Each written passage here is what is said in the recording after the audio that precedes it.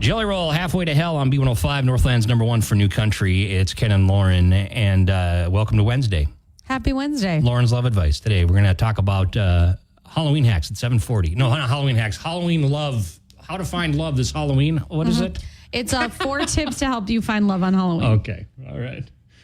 B105, it's Breakfast Club with Ken and Lauren and the B105 Buzz, brought to you by East Central Energy, member-owned, homegrown, community-focused since 1936. Here's what we got today. I'm going to tell you about this, a Halloween life hack. So, WD-40. You know what WD-40 is, right? I do. It's a lubricant. Once you carve your pumpkin, spray it with WD-40, and it lasts longer. It won't get all moldy and mildewy so fast and won't rot away so quickly. Okay. Because WD-40 acts as like an insect repellent and it helps protect it, from everything. So I'm going to try it this year because, you get the pumpkins and then they start to melt almost by the time they rot out. You know what I mean? Yep. By Halloween. So there you go. That's my life hack for today. Okay. The Buzz. Good to know. I never thought you would be giving me like a Halloween life hack, so I'm just really feeling very blessed. No, Ken. you're welcome. Yeah. Thank you. Okay. Want to mention this.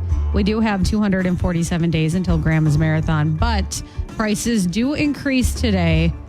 They're just going to keep going up like they always do. So make sure that you sign up if you haven't already. The half marathon filled up already in like a crazy time record. And there's only 2,500 spots left, which seems like a lot, but people come from everywhere. So price increase today, only a few spots left, and you can go to Grandma's Marathon website to register and get all the details. But just wanted to mention that. Thanks for being on the running beat. Well, I'm not doing the full. You doing the half, though? I'll do the half just for fun. But You already registered? No, I haven't yet, but I will. Okay. Well, geez. Got a lot to do there. Thanks for being on the running beat. Thank Lauren. you. Okay. B105 Breakfast Club, Ken and Lauren. Justin Moore with A Woman You Love on B105, Northland's number one for New Country. So Terror in the Depot is coming up, and that's going to be October 30th. We're excited about that. It's going to be at the Lake Superior Railroad Museum, the first floor. Going to be fantastic. Fun time, food, drinks, prizes. Going to be fun. So I've been calling it a Halloween pregame because it's the night before Halloween. Right. You want to do all the Halloween things. So pregame Halloween with a Halloween party. Yeah, and you can make sure your costume's all set, good to go, right? You can test it out. You can feel out the crowd. Right, exactly. Yeah. B105 Breakfast Club, Ken and Lauren. Okay, here we go. 7:10 laugh off. Okay, you won yesterday, so We can go first. I can go first? Yep. Okay. Ken, why did the tree giggle? It heard a corny joke. A corny joke. Acorn joke. Yeah, I kind of panicked. That's a tough one to try to get the right emphasis on, Yeah. That's okay. It's a warm-up It's a joke. warm, right. Lauren, why is the keyboard always so tired? Has to work 2 shifts. That's cute. Do you use both of your shift keys when you type? No. I think Do I? I don't know. Now I have to pay attention. I don't know if I just use the left one more than... I probably use the left one more, right? I don't know. Now I'm going to pay attention. Well, then, there you Things go. that I'm going to pay attention to today. Ken, what did the plant teacher say to all of her rowdy students? Stop mossing around. Wow. You just gave me like such a look of disapproval. It was a little I scary. didn't mean to. It just came That's naturally. just your face. That's great. Okay. My disapproving face. Wow, that's a new one? Okay. Lauren, why did the snowman look inside a bag of carrots? He's picking his nose. It's a classic snowman joke. Was it? Okay. I didn't know you'd heard that Yeah. one before. My bad. Okay, I'm going between 2 jokes right now. You probably would know the answer to this one. So, Ken, why are trees so tall and thin? They eat light. It took me a minute, but I get it. The other one was a Jedi joke, and you would have known that it was "May the Forest be with you." So, Maybe not, but now you gave it away, so now I can't use it. I'll use it tomorrow. You'll have forgotten by then. Thanks for the confidence in that. Okay, she's probably not wrong. 7:10 there at B105. We got your brain teaser question up next. B105 Breakfast Club, Ken and Lauren, good morning. It is 7:20, and we got your brain teaser question. So the answer to this makes me think of you. Me? Because I always catch you doing this at work. And you can explain it when we get an answer. I don't, go run around and do it in front of people. You just always seem to be there. I always seem to be there. I'm always watching. Okay. The average person does this chore. It's like a hygiene thing about once a week. What is it? Yeah. I like that people are doing this once a week. I did this if you Sunday wait at too my- long. What? And I did this Saturday at my desk when I was on, because I had to stop in at work. And I did this real quick. Ken. What's wrong with that? Nobody's Really? around. The average person does this hygiene chore about once a week. Okay, I could say something that would get me in trouble, but Well, the answer here could get, somebody I know used to do this in the kitchen, and I was like, absolutely not. Okay. No. Gross. 727-B105, 727-2105. The average person does this hygiene chore about once a week. Okay, well, let's have some fun with this. I was interested to see what answers we get. And things that Lauren catches me doing. It's not a bad thing to catch you doing. Well, B105 Breakfast Club, Ken and Lauren. Here's your brain teaser question. Okay, the average person does this chore. It's a hygiene thing about once a week. What is it? Okay. Lauren always catches me doing this at work, awkwardly.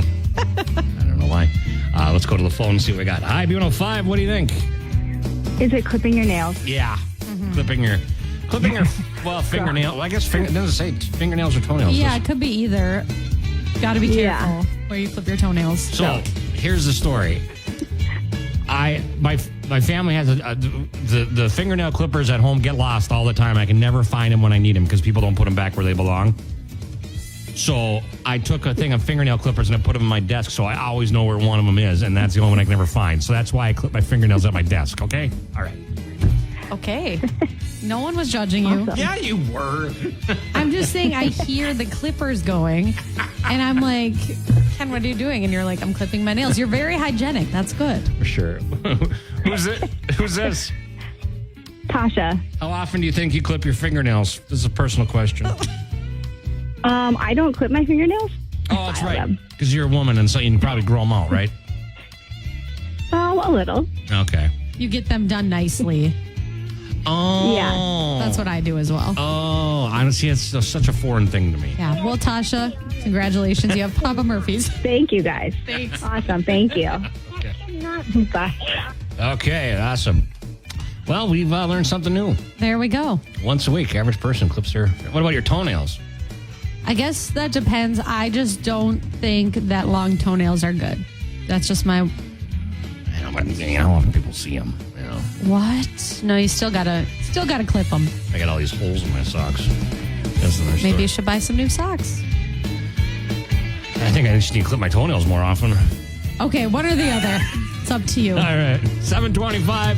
It's the Breakfast Club with Ken and Lauren, and we have Lauren's Love Advice coming up. We're going to talk about Halloween and finding love. Mm-hmm. Okay.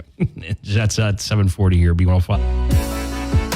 B105 Breakfast Club, Ken and Lauren, 7:37, and we've got Lauren's Love Advice this week, and we are talking about finding love on Halloween, right? Yeah, so I just want to say, sometimes we have some ridiculous love situations, dilemmas, terms, but I think this one is actually really helpful. Okay. So listen up if you're single and you're looking. Halloween can be a good time to find somebody. First of all, it's the best day of the year, right? So everybody's just That's happy. according to Lauren. It's her favorite day, yeah. I think we can do a poll. And I'll probably be the only one that says that. But I have 4 Halloween tricks that will, let's say, make your love life a treat. Okay. Thought of that myself. So, first and foremost, you're going to Halloween parties, whether you are going to like a happy hour, Halloween party at your friend's house, out and about. Make a costume personal to you because you will look great, you'll feel great, and it's a great conversation starter, and it'll make you stick out. So pick a costume that means something. Yeah, not saying that you can't just be like a witch or something, but if you do something a little more unique, a little more personal to you, it gives you a conversation starter. It'll make somebody want to come talk to you and be like, tell me about this costume, right? Right. Going off that, number 2, try not to do a group costume because you want to stick out. You don't want to be yeah. Yeah. You want to be your own thing. Yeah, you want to be your own thing. If you're in like a group, that's going to kill the conversation starter piece for the most part. And then number 3, don't be scared to go funny, because a lot of people like to maybe wear like a costume that might be on the cuter side. But a new study says that 50% of people would approach somebody that's wearing a funny costume too, because that's also a conversation starter that also shows a little bit more of your personality as well. What about if you have a really scary costume, though? Is that going to throw people off? Like, keep people away from you? That's a good question. I don't know. I don't know. Never really thought of finding love on Halloween night. Well, now you have. I guess so. You know, you've been out of the dating game for a while. And then number 4, get any like contact information early, because, you know, parties can be a little bit chaotic.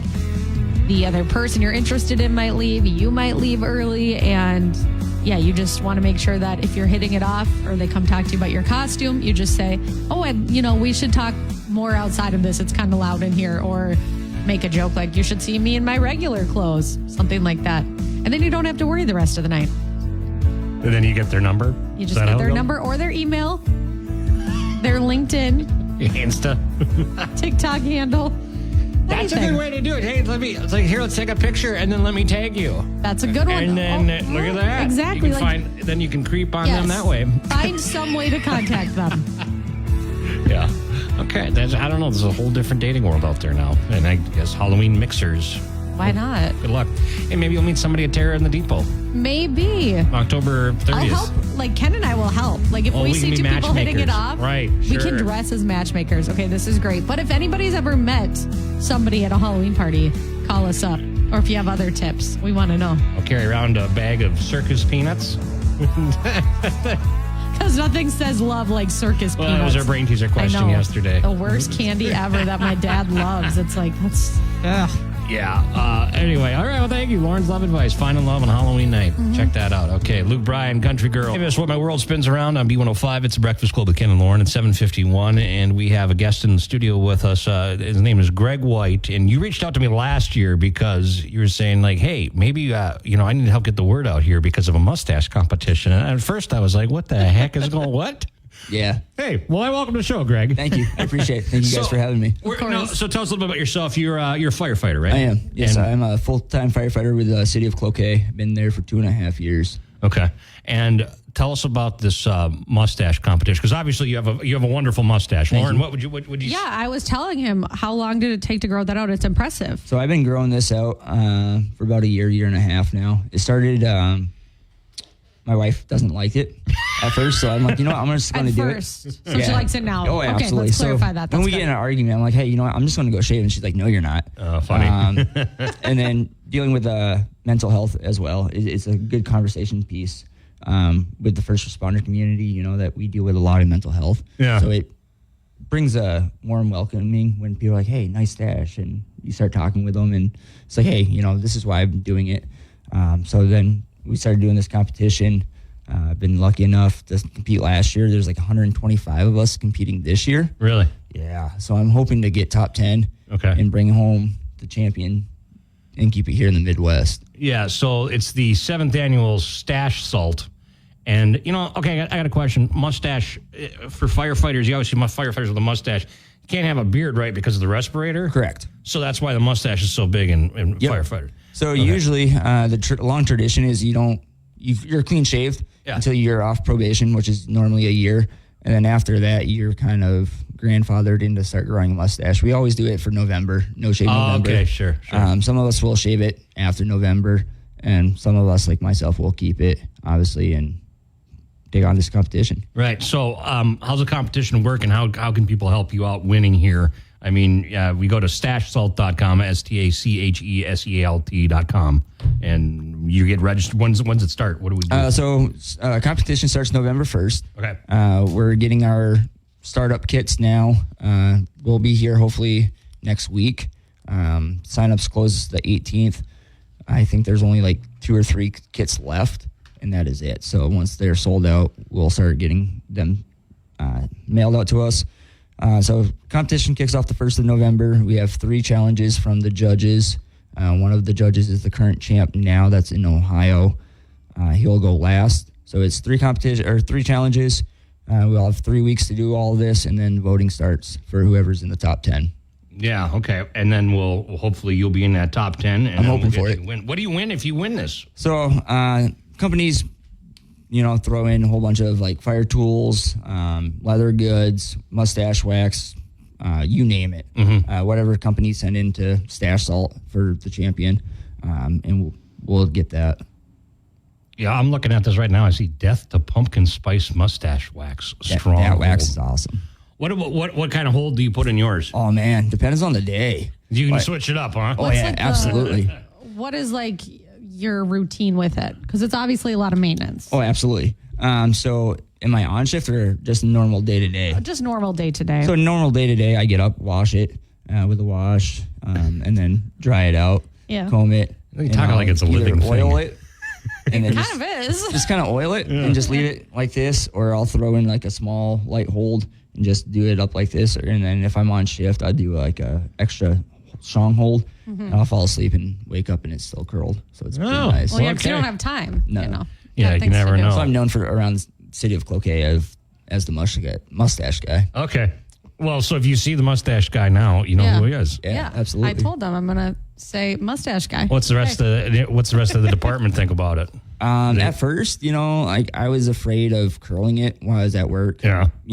As a newer guy, then my driver's like, "Hey, dude, like you should, curl it." I'm like, "I do it, just not at work." He's like, "No, do dude, it at just work." do it." I was like, "All right." So then I started doing it, and people are like, "Yeah, I like this." So Well, that's kept it going. Yeah, cool. Well, Fun. we'll be following along, Greg, and Yeah. when it starts up, when the registering happens, whatever we can do, let us know, and we're gonna get this Appreciate it. Cloquet firefighter on the Yeah. map here for the. Absolutely. It's a wonderful mustache. Thank you. It looks Appreciate great. I'm thinking maybe I should grow mine. I can't. I just trimmed yesterday, but I mean, I could get a little handlebar, but I don't know. See, that's the first thing. Don't shave. Yeah, Just let it go. Yeah. Well, I had an event last night, and the problem was my mustache. Do you ever get this where your mustache gets in and you talk and then you spit everywhere? Yep. Yeah. All the time. I can't relate to that, but That's why I I'll take your curl word it. for it. Yeah. We're going to have to get Lauren a face shield here for later on when we both. That's great. Well, Greg, thanks for coming in, man. Absolutely. Appreciate it. Thank you guys. And good luck, and let us know what happens with it, all right? Absolutely. We'll be following you along. 7:56 in the Breakfast Club, your weather forecast coming up next. B105, it's Breakfast Club with Ken and Lauren, and we got Nicole. Hello, Nicole from Allen Mile Eyes. Hello. Hello. How's it going? Good. Chilly, like you said, but good. Yeah, a little frosty this morning for those puppy paws outside, you know what I'm saying? But the dog was snuggling Yes. up close last night, staying warm. Yes. I wish we could just snuggle all day. Yeah, I agree. But anyway, we've got pets talked about and what's going on at the shelter right now. And I feel like we've talked about Reggie before. Reggie. Yeah, we probably have. Reggie has been with us for a while. Originally came in March as a stray, so didn't know a lot about his background. But he's a 2-year-old shepherd mix, so very energetic, very playful, very smart, and those dogs always struggle in a shelter environment because their brains and their bodies are just far busier than the daily routine they're getting in a shelter environment. So he's definitely gotten a little jumpy, he's gotten a little mouthy. Luckily he got to go to some professional training, which has helped quite a bit, so he's got that basic obedience in there. It's just finding somebody that's going to be excited about working on that with him still.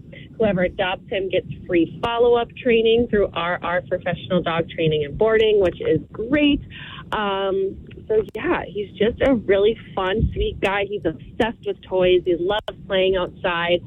He does good. He's done great with lots of dogs. He seems to prefer playing with female dogs over male dogs. But overall, it's just a young, sweet guy who needs a break from this shelter. I think, after a week or so of being in a home and just getting a nice, normal routine and being able to decompress at the end of the day, he's going to be a lot more laid back and excited to just snuggle up for these cold months. Yeah, I understand that because if you put me in a stressful environment, I probably wouldn't be the most adoptable. It's a good way to look at it, Ken. Yeah. And that's a good way to look at it. I compare it when, I go to classrooms, I talk about kids. If you had to sit in your desk Sure. 90% of the day you didn't get recess, you didn't sleep well the night before, you probably wouldn't be performing at your best. And yeah, it's just like that for these animals that are in the shelter for a long time. So as always, just ask that people, set your expectations realistic, practice a little patience when you come in and meet with these animals, especially the ones that have been with us for a long time, and give them a chance because they're really great. And Reggie is adorable, and we just love him and want him to find a really great home, hopefully very soon. He's bigger than the pictures make him look, too. Because the pictures, he looks like a small, medium dog, but then I look at him, it's a big dog. He's just like a 70-pound dog, right? He's very photogenic, too. Yeah, I'd say he's probably like in that 60 to 70-pound range would be my guess. He's not massive by any means, but he's definitely he's a solid guy. And, solid. I've been called solid before. I knew you were going to say that. Big, solid guy, yeah.